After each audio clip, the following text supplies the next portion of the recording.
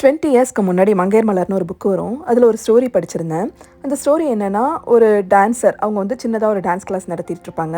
கல்யாணம் ஆன புதுசில் ஏதோ அவங்களுக்கு சமைக்க தெரில, இல்லை வீட்டில் ஒழுங்காக ஏதோ வேலை செய்ய தெரிலங்கிறத அவங்க மாமியார் வந்துட்டு டான்ஸ் ஆட தெரிஞ்சால் மட்டும் பத்தாது, ஒழுங்காக இதெல்லாமும் செய்ய தெரியணும் அப்படின்னு ஏதோ சொல்லியிருப்பாங்க. சொன்ன உடனே அடுத்த நிமிஷமே இனிமேல் நான் டான்ஸே ஆட மாட்டேன், காலில் சலங்கையே கட்ட மாட்டேன், டான்ஸ் கிளாஸ் எடுக்க மாட்டேன் அப்படின்னு சொல்லிடுவாங்க. வாழ்க்கையை திரும்பி பார்க்கும்போது ஒரு 10 வருஷம் கழிச்சு ஏன் நம்ம அப்படி பண்ணோம் அப்படின்னு ஒரு பெரிய ரெக்ரெட் இருக்கும்.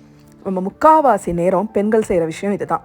யாராவது ஏதாவது சொல்லிட்டாங்க அப்படின்னா, ஒரு கோவம் வருதுன்னா அந்த கோவத்தை சொன்னவங்க மேலே காட்ட மாட்டாங்க, அவங்களே பனிஷ் பண்ணிப்பாங்க. நீ இப்படி சொல்லிட்டல, இன்னைக்கு ஃபுல்லாக நான் பட்டினி கிடப்பேன், இப்படி சொல்லிட்டல இனிமேல் நான் இந்த ட்ரெஸ்ஸை போட மாட்டேன், இப்படி சொல்லிட்டல நான் கையில் மருதாணி வைக்க மாட்டேன். இந்த மருதாணி விஷயம் கூட நீயா நானால கூட வந்துச்சுன்னு நினைக்கிறேன்.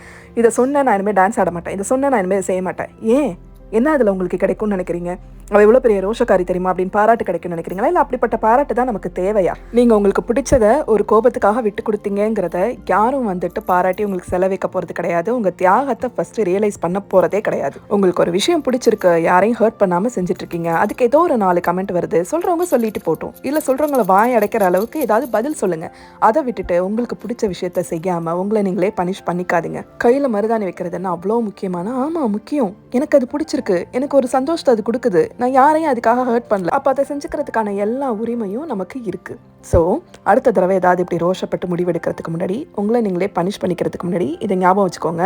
இதால் யாருக்கும் எந்த யூஸும் கிடையாது. திரும்பி பார்க்கும்போது உங்கள் லைஃபோட ஒரு பார்ட்டை தொலைச்சோங்கிற ரெக்ரெட் மட்டும்தான் இருக்கும். உங்கள் லைஃப்பில் நீங்கள் இதை மாதிரி ரோஷப்பட்டு ஏதோ உங்களுக்கு பிடிச்ச விஷயத்த செய்யாமல் விட்டு கொடுத்துட்டு பின்னாடி ஆஹா அப்படி செஞ்சுருக்க வேணாமான்னு ரெக்ரெட் பண்ணியிருக்கீங்களா? அப்படின்னா மறக்காமல் கீழே கமெண்ட் பண்ணுங்கள். மற்றவங்களுக்கு கண்டிப்பாக அது ஹெல்ப்ஃபுல்லாக இருக்கும். இதே மாதிரி இன்னொரு ரேண்டம் தாட்டோட நெக்ஸ்ட் வீடியோவில் மீட் பண்ணுறேன். அது வரைக்கும் இந்த பேஜ் பிடிச்சிருக்கு அப்படின்னா மறக்காமல் பேஜை ஃபாலோ பண்ணிக்கோங்க. பை.